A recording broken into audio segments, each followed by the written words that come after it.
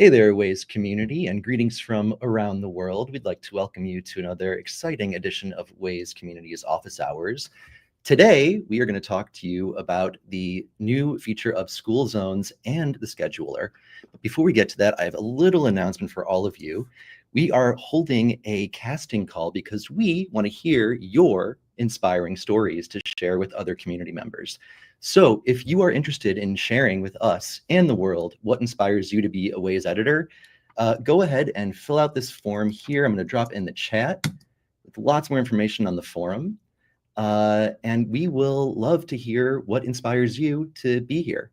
So now I would love to bring up Alona and Tom, the two product managers who are in charge of this amazing feature. And also, we're going to be doing live Q&A at the end. So Nir, can you go ahead and drop the Q&A link as well so people can start loading their questions? Awesome. All right, you both. Let's put your deck up on the screen and take it away, Alona and Tom. Hi, everybody. Great to be here. I'm Alona. I'm a product manager on the Waze Community Health Squad. So I work specifically on features that go into the WME and the way that we map features that end up on the map. And I'm Tom. I'm product manager at Waze No Squad. This is the squad that is responsible for the collection and surfacing of all the insights and alerts that you see in the Waze app. And we're happy to be here today and speak about school zones and scheduler. So without further ado, let's start.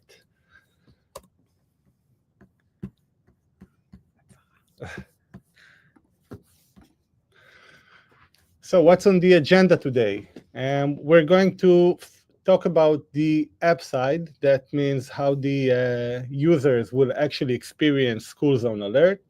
We'll talk about the background, what's the logic behind it, and also what are the next steps. Then Alona will speak about the WME side, what's the current status, what are the next releases.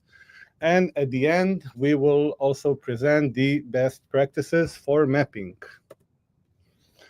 So because we have people here from different parts of the globe, and we know that school zones, and you will see it on the next slide, can look different in different places and have different rules, we want to make sure that we are aligned on the definition and what are school zones. So school zones are areas near school, typically extending to 1 or 2 streets from the school property, where drivers must exercise increased awareness and in many cases also adhere to stricter traffic regulations.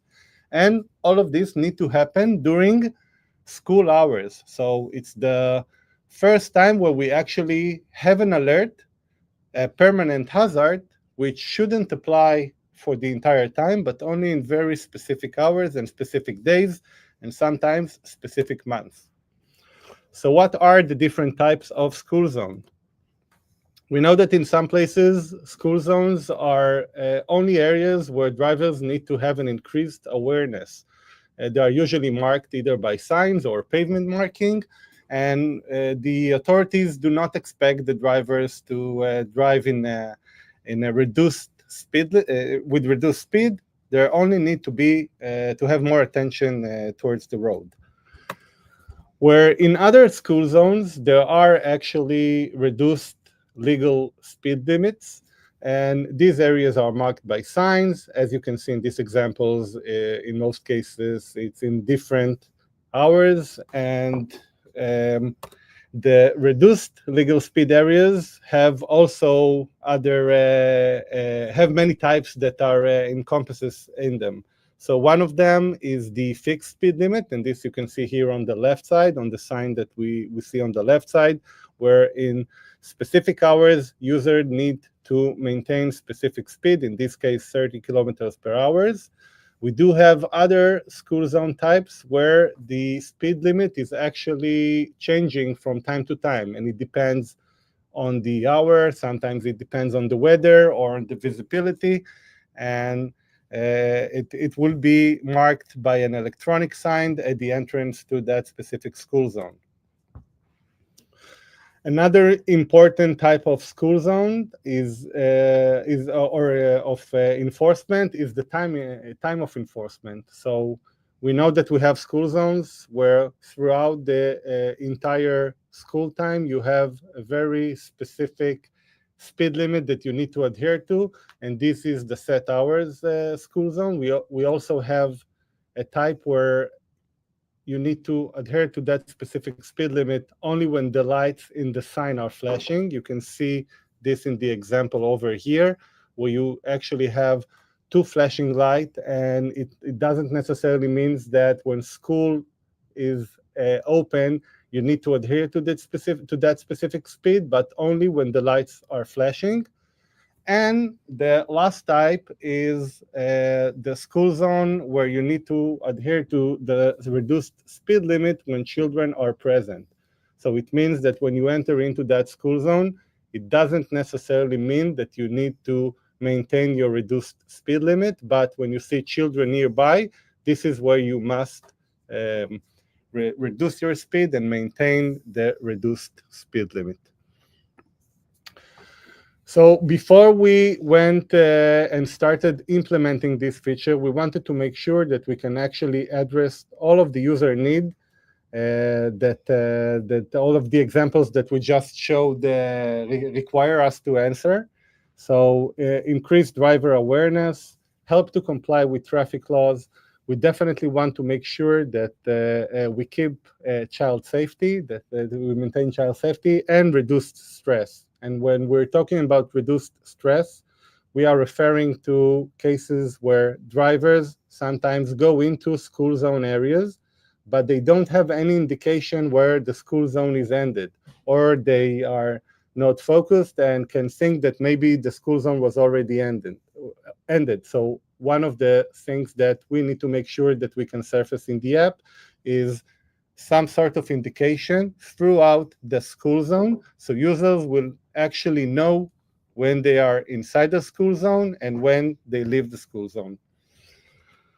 So after taking all of this into consideration, we started to implement this solution, and we're doing it in two phases. So phase one is already rolling out, and this is what you see here. We actually created a new alert for a new permanent hazard, which is the school zone. And this alert will surface only during school zone time, which we know thanks to you and thanks to the advanced scheduler that was developed on the WME side. And I'm going to show you the next phase on the next slide. But what's important to mention here is that, as I said, we are rolling out, and as part of the rollout, we found out several bugs that we are working on a fix at the moment. Most of the bugs are sourced in the advanced scheduler, and because of this, we also created a default scheduler. So although we are fixing bugs in the advanced scheduler, the default scheduler will always work. So it's important to know for you and also for users who will experience school zone alerts that even if during phase one we are dealing with bugs that are in the advanced scheduler, users will not see these alerts in strange times like over the weekend or during night, because we will always have the default scheduler that will make sure that we see it on the relevant time periods that we need to see these alerts. So now we are going to show how this alert will eventually look like. And it's important for us that you will see this experience already at this relatively early stage, because we know that when you map school zones and when you invest time and effort in mapping school zones, you sometimes or most of the time envision how users will actually see this experience. And this is why we want to share with you at this point how the end feature will look like, so it will help you also on your mapping efforts. So on the next phase, which we are working on at the moment and will be released during H2 of this year, the first part, which you can see here on the left side, user will still get the alert before entering the zone. So in this case, you see that 500 feet before entering the school zones, users will get the alert. And then when they will enter into the school zone, the alert will turn into this state, which will also tell the users that the length of the school zone is 1.5 miles. Another important thing is that if you can see here on the left side that the driver is driving in 25 miles per hour, when they enter into the school zone, the reduced speed limit in this case is 15 miles per hour. And that's why 25 miles is now considered to be overspeeding and marked in red. So users will have a clear indication in the place where they used to see this indication in the speedometer that they are now overspeeding, then they need to slow down. Once they enter into the school zone, they will have what we call this mini state, which will include the school zone sign icon, and also a counter that will count down till the end of that school zone. So we have an inside school zone indication, and whenever users are inside the school zone, they will always know that they're inside, that they are in, and how much and what's the distance to the end of that school zone. Another important thing or feature that we're introducing as part of the school zone feature is what we call the scheduled capping. So for users who are used or who will drive next to a school zone or into a school zone on a daily basis, they won't have to see the prominent alert 500 feet before they're entering the school zone. They won't need to hear the voice alert which will accompany the school zone because they are already aware of it and of its location. They will get only when entering into this school zone that minimal state that will let them know and will remind them that they are inside the school zone. So if in the past we talked about, for some of the permanent hazard, about familiarity capping, where in certain occasions users don't see an alert that they used to see, once we have a scheduler, capping will look totally different because we understand that there is a need for users to know if something is not there because it's not the right time for it to be active, or because they are already familiar or should be familiar with that hazard. So this is how schedule-based capping will look like in School Zone 2.0. So to see the full experience, we have this nice mock. As you can see here, the user approach a school zone, and once they enter into the school zone, we can see that the school zone length is 1 mile, and then immediately it will turn into the mini state and will count down to the end of that school zone. So exciting stuff. Stay tuned, and back to you, Alona. Okay, thanks, Tom. Let's talk a little bit about the mapping of how what school zones look like in WME. So hopefully everybody's had a chance to play around with or map a school zone already. If you haven't, this is what it looks like. So it's a polygon-based permanent hazard, as you can see here. The way that it's mapped is decoupled from segments. So you create a school zone and it's completely decoupled from the segments that it encompasses. This means that the segments can be changed, split, added to, and the school zone will apply to all the segments that it overlays. Of course, except the ones that are excluded. You can add in for every school zone the name, which is internal just for WME, the school zone speed limit, if it's different from the regular speed limit, and again, those excluded road types where the alert will not be shown. So we have the polygon, the area of the school zone, and then we have the timing, the scheduler.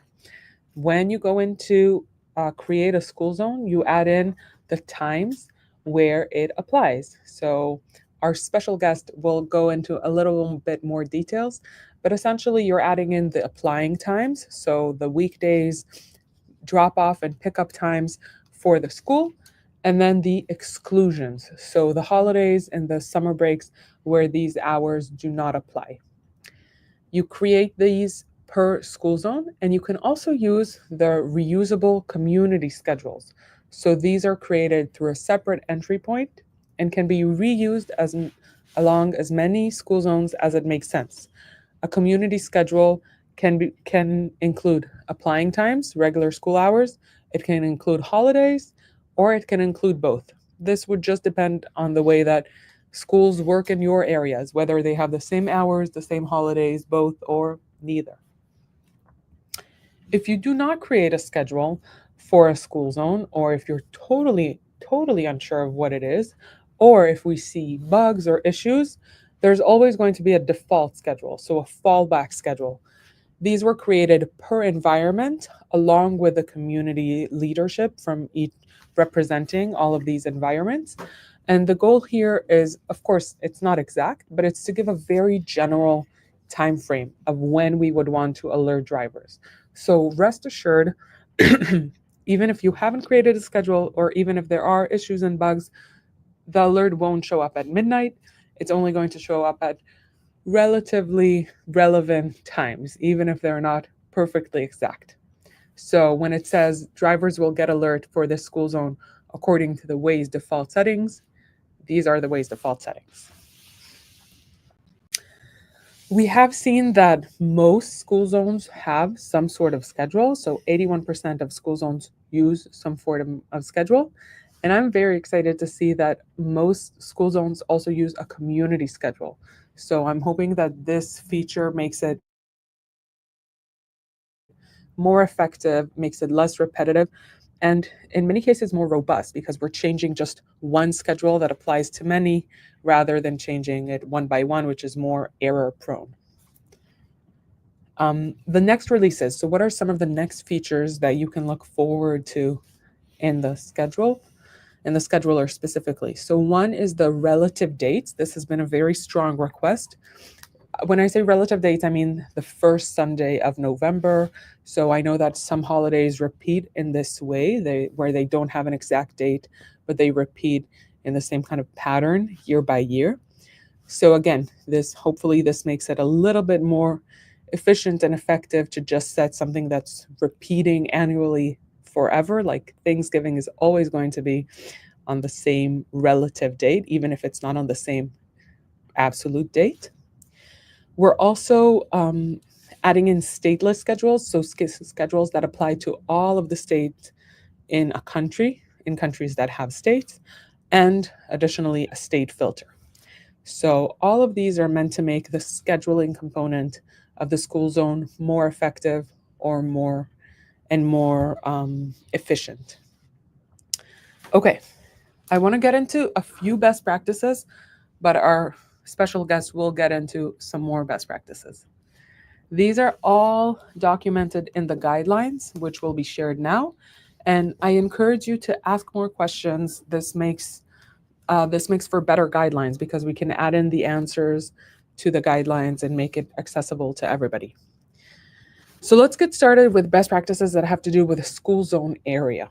If you're not sure what the boundaries for the school zone area are, or if there is no legal definition in your area. So, of course, there's the easy case where there are signs and there's pavement markings and you know exactly where a school zone is. And in that case, use what you have, use Street View or information from partners to mark out the exact area of the school zone. If you're not sure, this would be a community decision. So our end goal is to alert drivers about when they should pay extra attention because there's likely going to be children around. So ask yourself, when do drivers need to pay extra attention? And you can decide as a community, decide according to how you know your neighborhood, your area, your jurisdiction. One definition could be the streets immediately around a school and the first and last crosswalk when you pass a school. So these are areas where you're more likely to see children crossing, and it's likely to be different from the consecutive crosswalks. So where there's likely going to be a change and many more children and much more mayhem to be expected. So that's one option. Another option could just be something as simple as 200 meters around a school or 200 yards for our American friends. So this is something that is absolute, that is relatively simple. These definitions, if it's not a legal definition that's clear cut, the community definition should be something that makes sense for you and that makes it easy to map, that makes it accessible to map. Remember that whatever area you map, in the app, the notification will take some form of buffer that's area-based or time-based, and it's not going to be limited exclusively to that area. And also remember that, again, our goal is to alert drivers of where they should pay extra attention. If we're including an area that's a bit bigger, that's fine.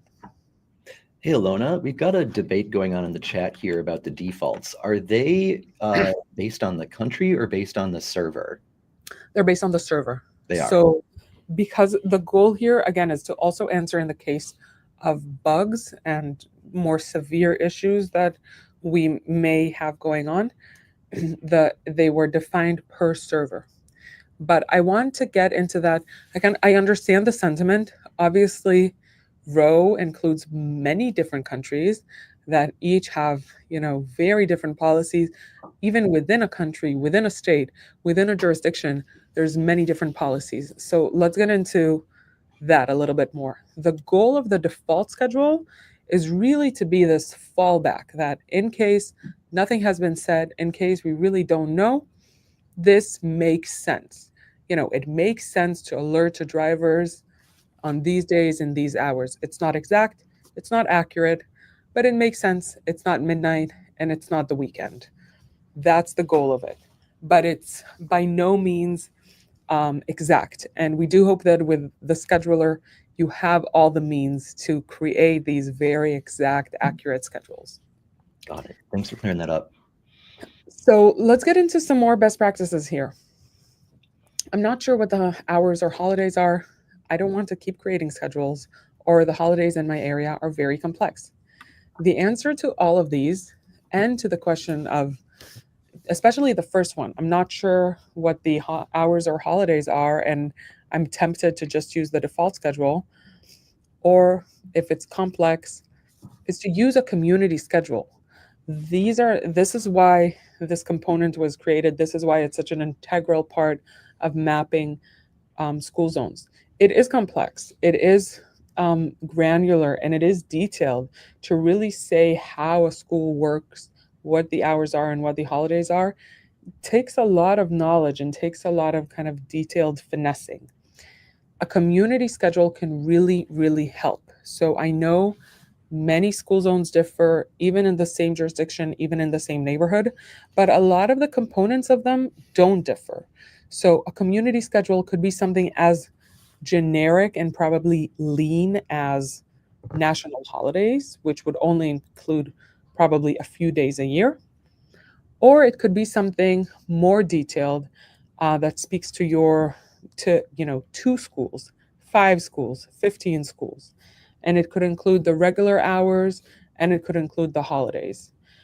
I advise that every community, jurisdiction, state has this sort of generic community schedule, which includes both applying regular hours and excluding holidays. And this could be used instead of the default schedule. It makes sense that there is some form of default schedule per country, and the best way to do that is to create a generic community schedule per country, per state, or per jurisdiction. It doesn't need to be exact. It's fine if it's not exact. We hope to alert drivers. We want to make sure that they know there is a school zone. We want to make sure that they know there are school children present. If we miss a day or add a couple days, if we miss a half hour or add 2 hours, that is all within the realm of reality, and it's perfectly fine. It's better to use a generic community schedule rather than to rely on the default environment schedule. And it's best to use a community schedule rather than not to map a school zone at all. So in all of these cases, and especially if it's tedious, use a community schedule. It's reusable. You only have to edit it once, and it applies to as many school zones as you would like. How about a quick question here? Yeah. For stacking community schedules, will there be issues if both the schedules include the same days in it? No. So our special guest has a beautiful graph about this, but essentially the way it works is that it's applying plus applying plus applying minus exclusion plus exclusion plus exclusion.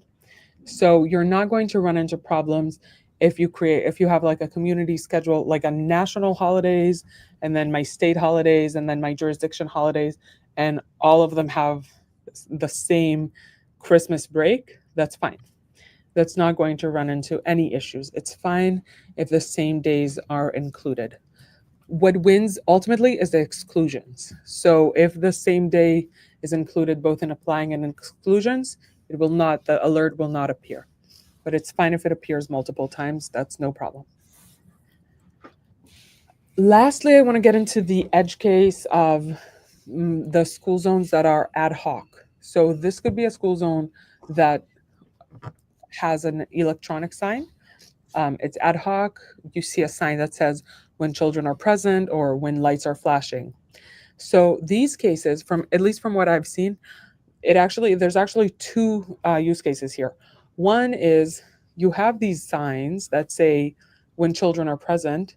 So it seems like the hours are inconsistent, but there is actually a set schedule where this would be policed, or there is actually a set schedule where the lights are flashing. In this case, try and use a set schedule to the best of your knowledge. If the hours are truly not consistent, I would go back to this question of I'm not sure what the hours are. Based on your knowledge of your neighborhood, your jurisdiction, when is it likely that the school zone is active? Is it likely that it's 8 to 9 a.m. or 7 to 8:30 a.m.? You can veer on the side of a longer schedule, so adding in more hours rather than less hours. But school zones don't tend to work at midnight and don't tend to work on the weekends. So even if you're not sure, or even if the hours are ad hoc in this way, there is still kind of a logical, common sense time frame where it would make sense to have these. Okay, that's it for best practices on my side. And now I will hand it over to Nick, global champ from the US, to get into some more best practices and tips and tricks. Hey, thank you so much. Hi, my name is Nick. I'm also known as Enzon1 in the Waze community. As was said, I'm a global champ from the United States, and I'm here to talk a little bit about community guidelines. Some of the slides may seem familiar from the staff presentation, but you might notice some slight differences where the community is refining Waze's general guidelines with a more hyper-local focus. First, a disclaimer. Because I'm from the US and we are so very self-important, I'll mostly be referring to the US mapping guidelines. However, the guidance should be applicable in most communities. I especially wanted to shout out Australia, which has a really innovative system for collaborating, adding school zones, including all their L1s and up. It's really neat. You guys should go take a look at what they're doing. Also, I wanted to shout out the folks in Nicaragua who just completed a map raid, and they added hundreds of school zones with just a few people. So check out that on Waze Discuss. And finally, just be sure to check in with your own community's hyperlocal guidelines on Wazepedia or with your community leaders before diving deep in this project. You don't want to go too far and then have to go back and revisit what you've already done. So let's go over some of the Waze Map Editor community's guidelines. They're very similar to what Waze HQ is looking at. First and foremost, we want to provide the end users that hyperlocal information about where they're expecting to find vulnerable road users in and around school zones. So we're talking pedestrians, bicyclists, crossing guards, families and staff coming to and leaving the school. Even if the school isn't in a walkable area, our drivers should be taking extra care because of queuing and stopped buses, personal vehicles, and all kinds of vehicles making unexpected turns and crossing the street. Next, we want to make sure that our school zones accurately match what's signed on the ground and local laws and ordinances and regulations. And that's where your local knowledge really comes in. We also want to prevent from overwhelming our users with alerts that aren't relevant to the drive. And that's why we should use the scheduler to limit school zone alerts to when school zones are actually active, or at least when we expect them to be active. Here in the US, we're very much looking forward to that time-based speed limit in future phases, and so we want to make sure we're including that right now. And that goes to the last point. We want a future-proof implementation here. So that means that we're going to want to include as much information as we can the first time we visit a school zone. We want to make sure that we include the schedules and it's pretty as well as accurate in case it's surfaced in the future. So let's do a quick how-to on drawing a school zone polygon. The first step is define the school. Many federal, state, and local agencies will help you out with this huge list of all the schools in your area. You can work with your community leaders to pare it down. That way you have some place to start. Next, you're going to want to find the signs. And for people that have great street view, it's really easy to walk your Wazer down the street and mark where you're seeing those school signs. If you don't have Waze Street View, but you do have good GIS resources, you can also work with user scripts to help locate some of those signs in some cases. Step 3 is to draw a neat polygon. We want to draw it around the road segments between the signs. In my opinion, the easiest way to draw a neat polygon is to draw the polygon only over the road from curb to curb or edge of road to edge of road between the signs. Some notes: it's important that we're drawing an accurate polygon because where there is a reduced speed limit, we want to make sure that the speed limit is changing exactly where the signs are. Also, another note, you might have to draw more than one polygon for one school. This happens when you have differing speed limits on the roads surrounding the school. So if the speed limit is reduced to 25 on one road and reduced to 15 on another, you might have to have more than one polygon. All right, and what's going on with this guy here on the right? He looks a little confused. Well, this is a US hyperlocal situation. In our guidance, we're not recommending stretching the school zone beyond the school zone signs to the school crossing signs because we don't want to stretch that speed limit beyond where it's in effect or where there are those higher enhanced fines and where we would expect to find cameras and that kind of thing. So we're going to let the approaching school zone, that countdown, that'll handle those, outer boundary crossings. So after you get your polygon, we're going to add some basic information. Again, the name is just for editor information, so just make it descriptive. Next is the speed limit. You're going to add the reduced speed limit to the road. So this is when the speed limit differs during school hours or on posted times rather than what you would normally see on the road. And then here's another note for the communities that are affected, and I'm looking mostly here at the United Kingdom. I know that there are communities where there are advisory or cautionary speed limits posted. These kind of advisory speeds should not be added to school zone speed limits. You only want to include regulatory speed limits that you can get in trouble for. And finally, we're going to add any road types that should be excluded. And let's go a little more deep into that. So when do you want to exclude road types? Really, you want to exclude a road type where the driver on that road type should never receive the alert. Not a delayed alert or anything like that. It's when they should never receive an alert. So the most common example is when you have a school zone on a surface street that goes over or under a major freeway. So here we have a minor highway with a school zone on it that has an overpass over a freeway. If we exclude freeway and ramp road types, then the users on the surface streets will receive the school zone alert, but users on the freeways and ramps will not. You can also use the exclude road types if you have those overlapping school zones, different speed limits. That way users aren't getting dinged twice.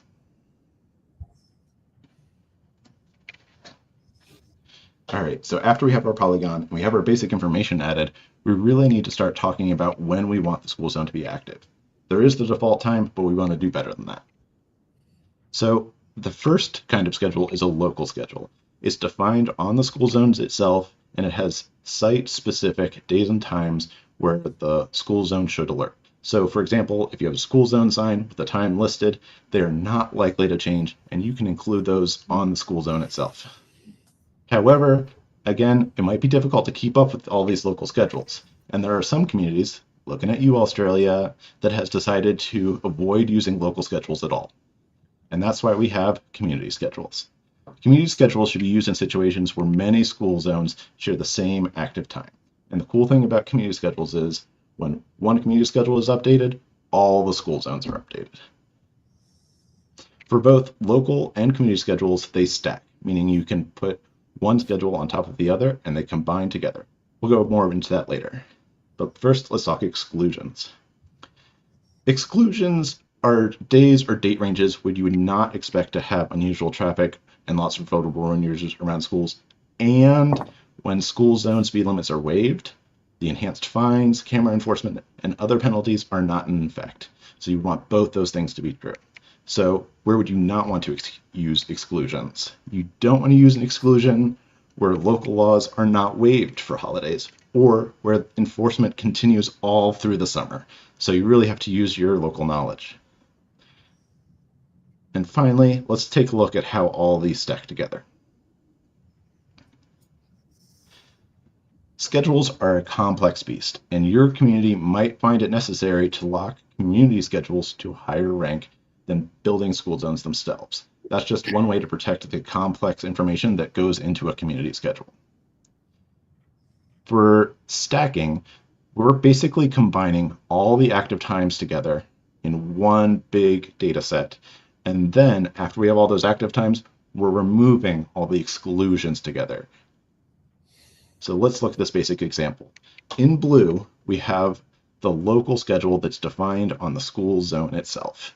Here, we have weekday morning and afternoon active time set, and these are specific to this one school zone, but there are no exclusion days.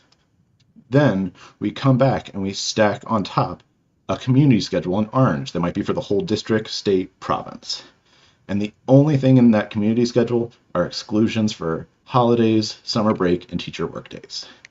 And the result is in green on the right, we have a school zone that has that site-specific active times for weekday mornings and afternoons, except on those district-wide holidays, summer vacation, and teacher workdays. So when the new school calendar comes out, you only have to adjust that community schedule, and the local times that are on the sign stay the same. So one important thing to note is that the way the stacking works, you can never add back anything that's been excluded. So if you have an exclusion for a summer holiday, you won't be able to add back in the local exclusions or local times if there happens to be summer school at this specific location. You'll have to remove that community holiday.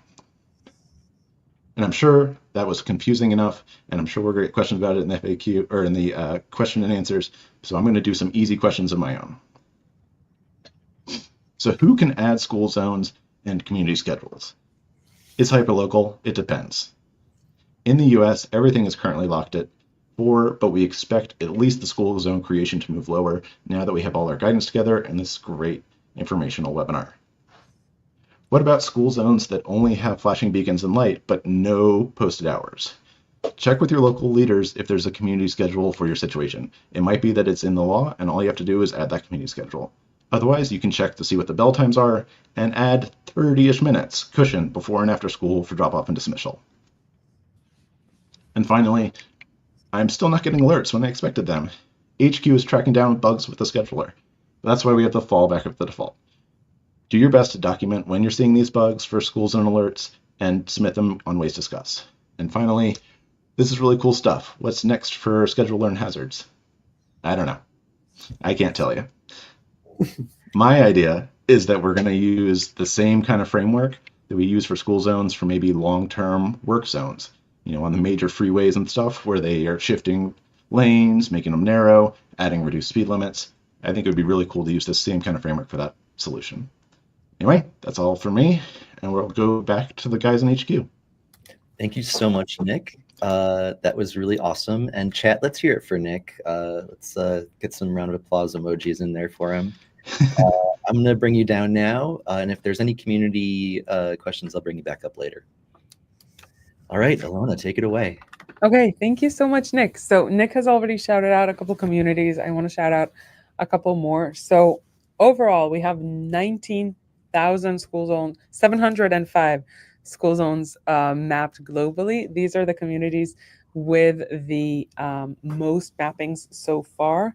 It's really, really incredible, and it's actually quite a lot for a feature that's still quite new and pretty advanced. So thank you to all of these communities. I want to shout out specifically Nicaragua, who had an extensive map raid, and Moldova, who had an extensive map raid, and Uruguay as well. So thank you. It's been really incredible. And if you have tips and tricks that you can share with other communities about how you did so much so quickly, please do.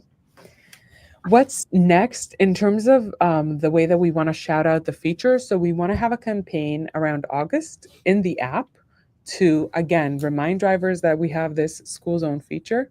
This would be a back from summer break or winter break campaign, depending on where you are in the world.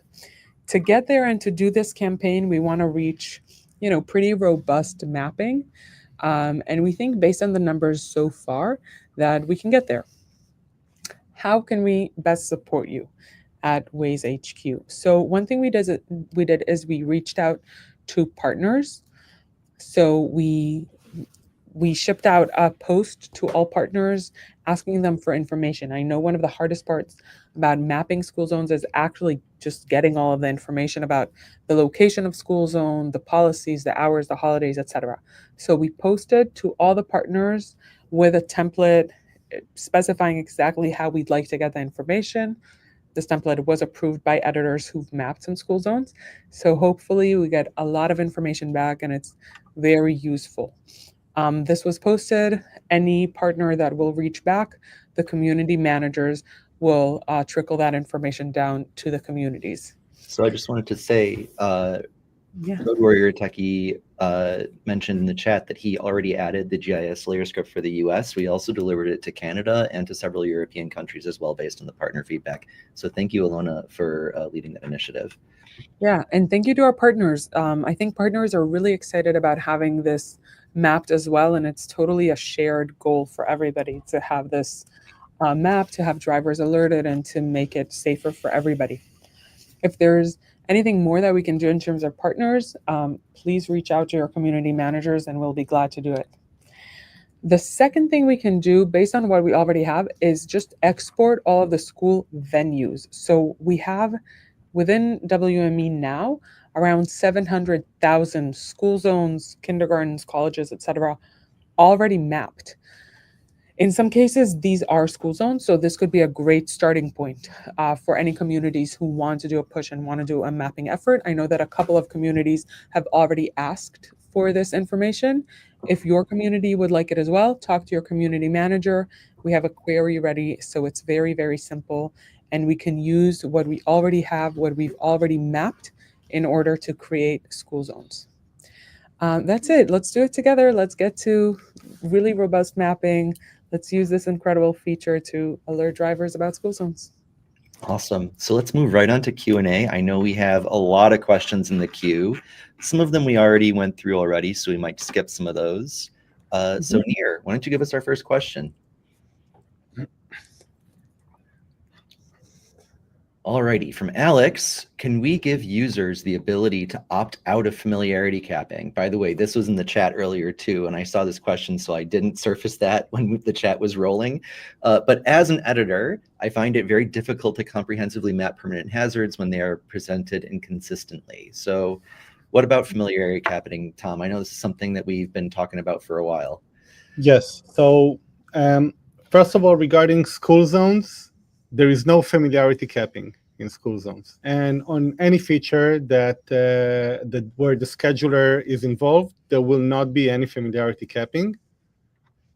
Moreover, we are going to implement familiarity capping in a totally different way. As for those of you who are not familiar with what familiarity capping is, so 15 seconds of what is familiarity capping. This is at the moment it applies only to permanent hazards, and what we actually do there is when users drive more than 2 times in 21 consecutive days and encounter in the same permanent hazard, we won't show it for the remaining period of 21 days after the second time.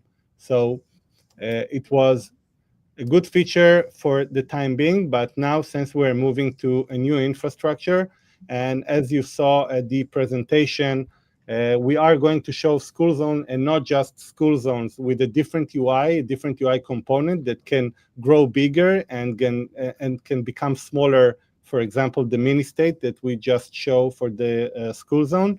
So we are going to use this ability for familiarity capping as well, meaning there will be no case where users will not see an alert at all. This is not going to happen once this will be rolled out. It means that users will just see it in a less prominent way, but they are going to see it. So I hope it answered the question. So we're getting some weird feedback that people can't see the slide. So I'm going to try it this way instead, and we'll just go through from this way. Can you all see that on the screen? Yes. Mhm. Yeah. Okay. So let's go back to the tops. From Giannis, displaying the length of the school zone is an amazing idea and it looks great. Can you please implement something similar for other hazards mapped closely together? For example, multiple speed bumps. Part of our roadmap. Absolutely. Absolutely. To Awesome. elaborate a bit on that, we are going to treat some of the permanent hazards as segment-based hazards, meaning, for example, sharp curves or speed bumps, things that are usually come more than one, but as a group, we are going to treat them as a segment-based hazard and show it in the same manner. Awesome. Another from Giannis. We have been waiting for a tech code like 2-2 or something to turn familiarity capping off. Editors need this. Can we exclude accurate hazards to see them all while driving? Is it on the roadmap? So I think I answered that. Yeah. Yeah. Okay. So I'm going to skip everything else about the familiarity capping. Can we overlap two school zones, a high school with and a school with different hours? So this is something that we had actually talked about at the NA Mega meetup. Like sometimes like a school will have like a big campus where there's an elementary school and a middle school on the same grounds, but have different hours that they release the kids. So how does that all play together if they have like separate polygons that need to be mapped? So first off, on the mapping side, always map as close to reality as possible.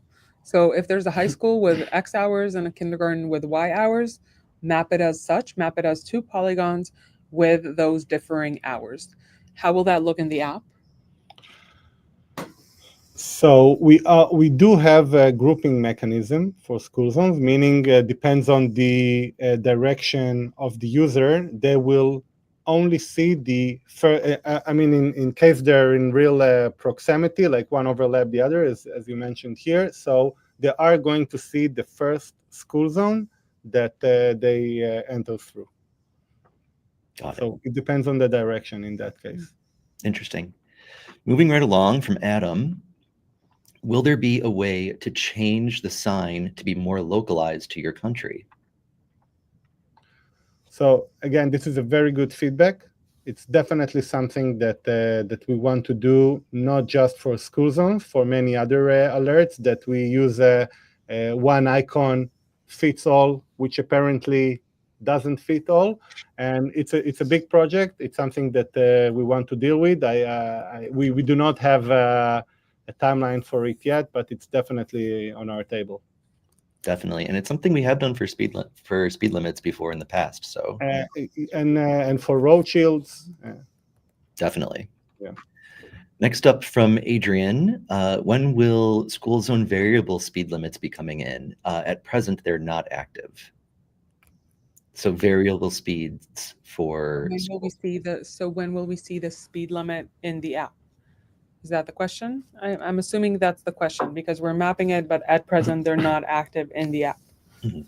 So during H2, it requires us some infrastructural change of moving some of the logic to the tiles, and once we will complete it, we will also develop this ability. Yeah. So I just want to add on that. This is something that we kind of debated and went back and forth with because we knew there was a shift in timelines between when we can surface school zones and when we can surface school zone speed limits. And ultimately, we decided that we want to have the mapping, as Nick mentioned, one and done, knowing that the speed limit component of it will only be a phase 2.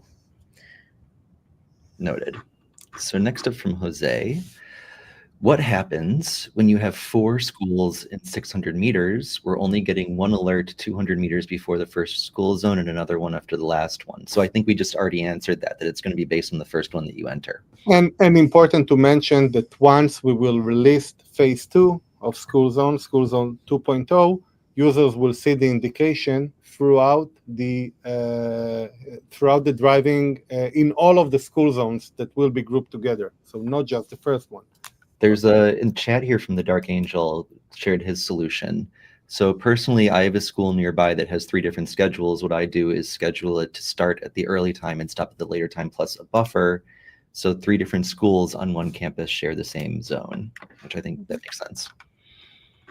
From Davi, there was an experiment where a subset of users will experience school zones without any capping and another equal subset will have traditional capping in place. So is there a possibility to allow users to choose? Okay, we're not going into any more familiarity capping. I told you before, the chat was really active with this before, so to expect a bunch in the Q&A. I like the new alert flow for the school zone, but will school zone speed limits still be presented if the driver is speeding and the familiarity cap is in place?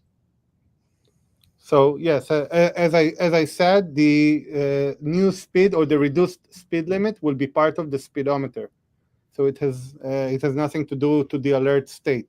Even with the mini state, which is what we refer to as the new schedule-based capping, it will still be visible. From Mikhail in the chat, to go back to the last one about overlapping school zones. So if we get the first school zone in the overlap, which is not in effect, will the driver get an alert? I think that's no, because if it's not active, then there is no alert when you enter that zone. Correct. Right? Correct. All right. From Chris, will school zones allow for localization, as my area calls them community safety zones, and they're not always located near the school? So this sounds like so we hope that these polygon-based timed alerts will be expanded to some more use cases. So we have things like, yes, around playgrounds or elderly walking areas. We've seen a lot of different examples from all over the world. Currently, we're focusing on school zones. This means that in the app, the icons, everything tells drivers that this is about a school. But we will look into the future about expanding this to more use cases as well. Great. I refreshed this because we were getting a lot of votes in, but now I lost our place. So we went through those. We went through this. We just did that one. All right, we haven't seen Claudio yet. Hello. When setting up the school alert, the schedule, description, and the general options all appear overlapping. I have an image. Where should I send them? Please send this to your community manager, or you can share it on the forum. We will pick it up either way, but we want to see these sorts of bugs, please. Yes, I think I am familiar with this bug which has to do with different languages. So Claudio, I'm assuming you're using a different language, and we had some issues with like the link there and some overlapping, but that bug is in the works. Got it. So from Alex, and I think this is sort of from the previous question before this last one, can we expect a variant of this feature for playgrounds? It's not. So again, we have the infrastructure for it. But it does require more work. Again, in the app, this would have a slightly different experience, and it does require further development, and it's not currently prioritized. But we hope that when it is, it's going to be quite simple because it's essentially the same infrastructure. And of course, we do encourage the community to share with the community manager different scenarios and different needs for this feature. Yeah, so we can prioritize what we can develop in the future. Alrighty. From Lori, If a single school zone, or if a single school has zones on different roads with different limits, will drivers get multiple alerts as they enter each zone? And he listed an example where it's 30 kilometers an hour on one segment and then 40 kilometers on the other segment.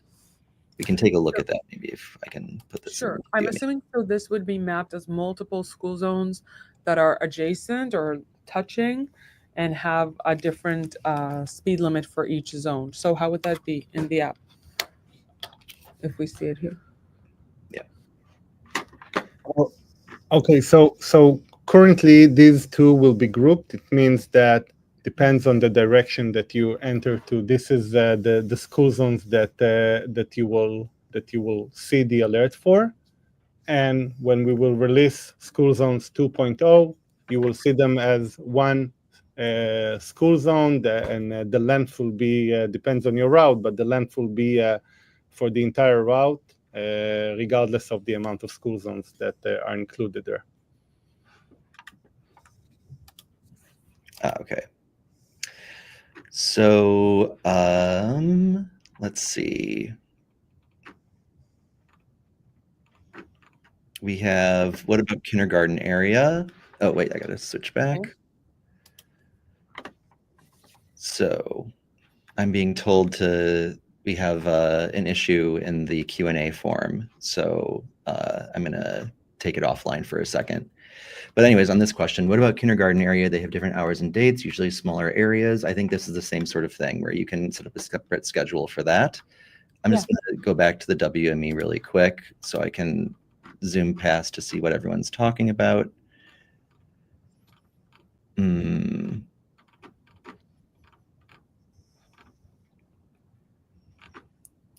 I see. Okay, cool. So here we go from Leonardo. What about hazard alerts in general? Some users in URs in Brazil are frustrated about not being alerted about speed bumps due to the familiarity cap. Is there any possibility of implementing continuous alerts with the user being able to disable them? So again, the entire logic of familiarity capping, where we are not showing alerts, is going to change. So, alrighty. So again, another question about different areas that they want to be able to map on this. And then, can users set school zones without having a fixed schedule? That's kind of interesting. Yes. So if you don't set any schedule, again, this will go to the default environment settings. If there's no fixed schedule, you mean no consistent hours, I would advise using a generic community schedule that encompasses most cases in your area. And then, can we have customized notifications for school zones? So not quite sure what it means. Maybe this refers to like the per country icons that we talked about before. Possibly. Possibly. Or maybe localization as well, like if they want to like change the name from school zone to community safety or something like that. So at the moment, no, but it is something that we know could be a possibility. Absolutely, that's super interesting. We're looking at this in a larger perspective, as how can we make our alerts more hyperlocal. And this is we understand the need and we see the need, and this is definitely something that we're working on in terms of thinking how it can work and how it can scale. Awesome. We've got like 2 minutes left, so just a couple more here. So has this been rolled out to all users yet? Or are we still in experimental phases? We're still, wouldn't say experimental phase, but we're in the midst of the rollout. Mm-hmm. As I said earlier, we have several bugs that we're working on a fix for them. And once we will have a version that is clean of bugs and work as expected, this is where we land this feature and complete the rollout. Awesome. And this sounds like a great question to end things on. Is there any specific channel or way for us to throw feedback after this meeting episode? I would say absolutely. We as your community managers are here for any feedback you have, but make sure to check out the forum because in WME beta and in beta discuss for the app, there are active threads going on school zone alerts and the scheduler. So if you have feedback, make sure to share it there. So with that, Tom and Alona, I want to thank you both. I also want to thank Nick for joining us as well. This was a really awesome episode. To reiterate my announcement from the beginning, in case anyone joined us late, if you want to share your inspiration of what makes you a Waze editor and gets you active in this community, make sure you check out this post here that I'm going to jump in the chat right now and apply to make a video and share with the world what brought you here and what inspires you every day to be a Waze editor. So with that, from us to you, thank you again for joining us. This was a really fun episode. Tom and Alona, you all did great. Nick, you did fantastic. And we will see you all next month, where we're going to be talking about all the new educational resources coming out to help you all with the WME and the new features we're putting out. All right, everybody. Bye. Thank you. Bye-bye.